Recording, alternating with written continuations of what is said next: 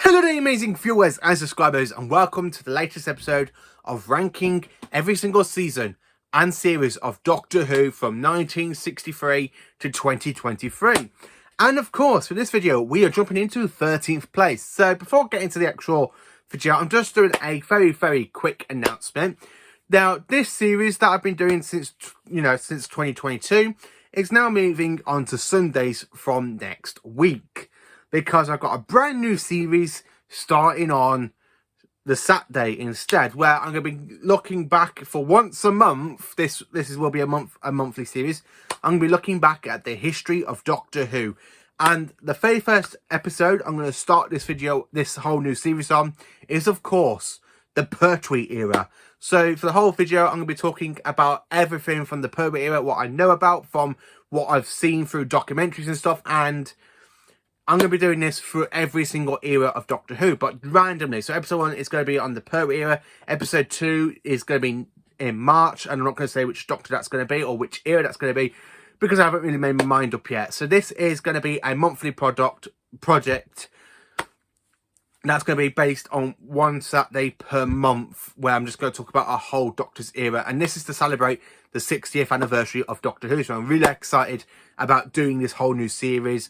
I'm really pumped for it. So please, when you see it start off next Saturday, please let me know what you think of the brand new series, looking back at the history of Doctor Who. So let's get back into this one now. So ranking every single series of Doctor Who from 1963 down to 2023. And it's, of course, 13th place. So 13th place. What can I say about this series that makes it so great to be in 13th place? Well, it's Series 1, starring Christopher Eccleston as the 9th Doctor, Billie Piper as Rose Tyler, and it also introduces us to John Barrowman, aka Mr. Captain Jack Harkness. So Series 1 was actually broadcast from the 26th of March up to the 18th of June 2005. So before getting to the actual whole, this whole video, I'm going to show you what I own of this series and what are the very highs of the series, like I normally do. So what I own of Series 1 is, of course, the volumes, as you can see, from Volume 1 to 4. So we have Volume 1, which is, of course, Rose, End of the World, and The Unquite Dead. Volume 2 has this nice, awesome picture of the Dalek, and it has Aliens of London, Werewolf 3, and Dalek. And then, of course, we have this awesome one, which is Volume 3, which also has The Long Game, Father's Day, The Empty Child, and The Doctor Dances. And then, of course, we have Volume 4, which has Boom Tomb, Parting of the Ways, and Bad Wolf. So that's all 13 episodes onto 4 DVDs. That's what I own singly for them, as well as some awesome stuff. So this nice collector's edition of Series 1, as you can see right here.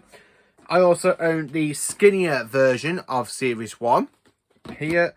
I also own the collector's edition of Series 1 to 4 in this little Doctor Who box set, as well as the 2014 release of Series 1 in the skinnier version, and the whole, to celebrate the kind of like 60th anniversary, the 50th anniversary to fall into that, as well as I own it on Doctor Who in Blu-ray.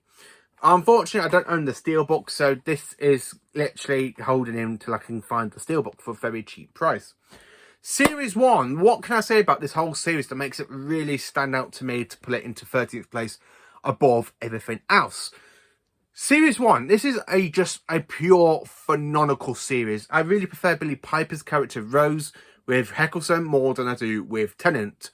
So Series 1, absolutely phenomenal stuff. So we have Rose, which it reintroduces us to the Autons. It introduces like the new genre of Doctor Who, the new era of Doctor Who to a whole new audience.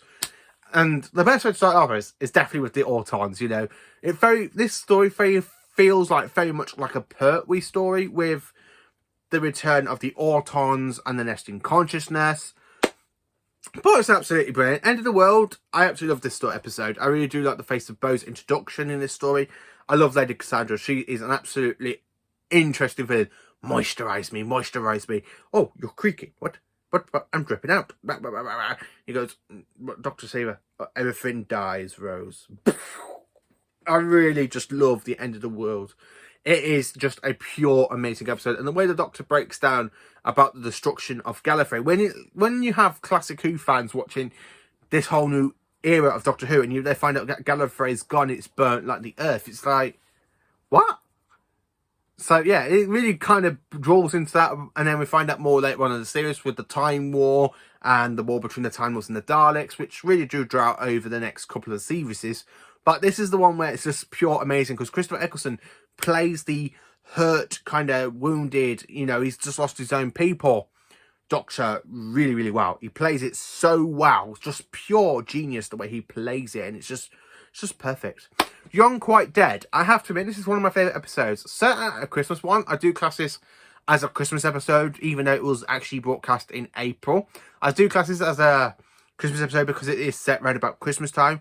We meet Charles Dickens. We've got the Gelf using dead people's bodies.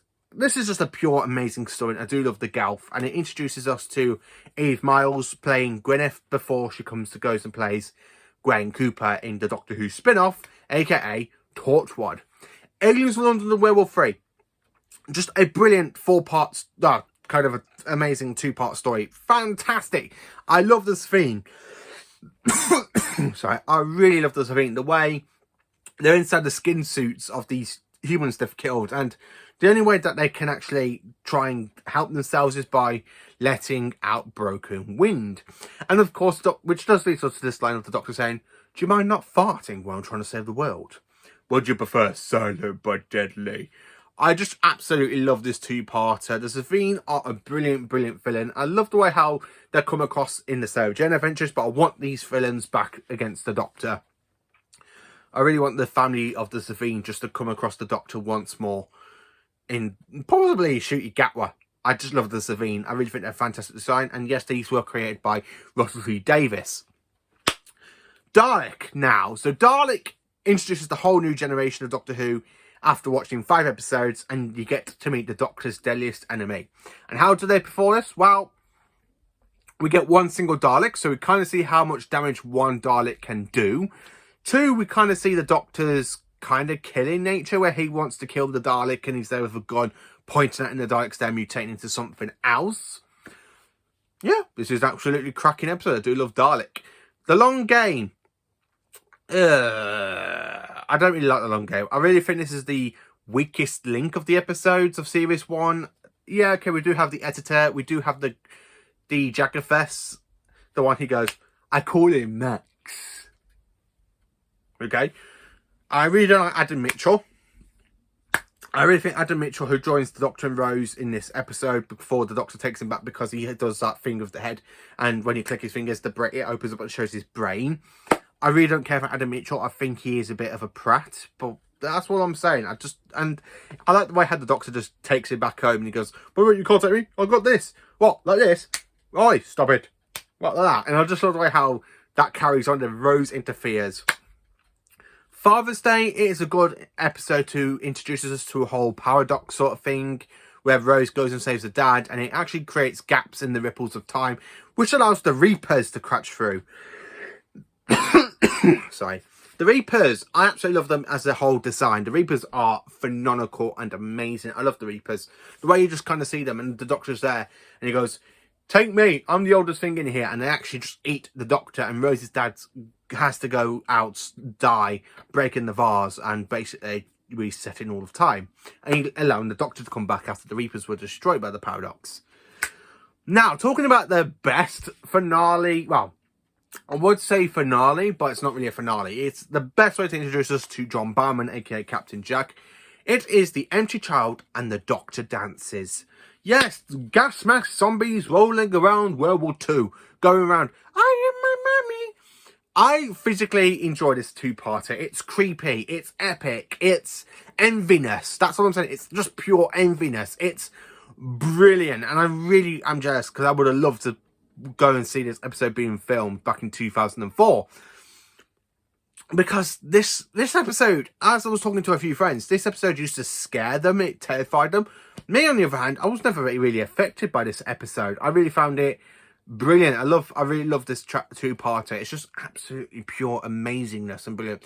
Boom Tomb We kind of have a surviving Savine after the Doctor kind of blew him up in World War 3, which is Margaret Blaine. What can I say about this episode? Not interesting enough, but it is okay, because we do kind of see the heart of the TARDIS, and it kind of turns Margaret back into a Savine egg. Then talking about the actual proper finale, which is Bad Wolf and Parting of the Way, set on a game station, being led by some Daleks, and the game testers that lose get transmitted to a Dalek ship to be turned into Daleks by the Dalek Emperor. And of course, the Doctor, Rose and Captain Jack end up in this situation because of the controller basically finding that the Doctor's their darkest enemy and basically pulls him into the game shows, including the TARDIS, saying Archive 6 is out of bound. I absolutely love this two-parter. Absolutely love it, because it builds up so much, and you kind of think Rose is dead when she kind of get killed by the Ambot droid. And the Doctor's just there looking so pained. And then when he finds out that Rose is in the middle of a Dalek fleet, he literally goes to battle with the Daleks. He goes, no, this is what I'm going to do. I'm going to save Rose Tyler from the middle of the Dalek fleet, and then I'm going to save the Earth. And then, just to finish off, I'm going to wipe every last stinking Dalek out of the sky. Sorry, I just physically love the way the Ninth Doctor just basically threatens the Daleks at this point and makes them start screaming, saying exterminate, you know, leading into the next episode where they start to invade the game station on Earth, which leads into this big epic battle where there's only two people that basically survive, which is the Doctor and Captain Jack, because Captain Jack does get exterminated by the Daleks, but Rose, having the whole time vortex in her, brings Captain Jack back to life, and hey presto, he's now immortal, as we all find out. And that's what we all love about Captain Jack, isn't it? That he's just this renegade kind of character who's basically immortal because of a human, aka Rose Tyler.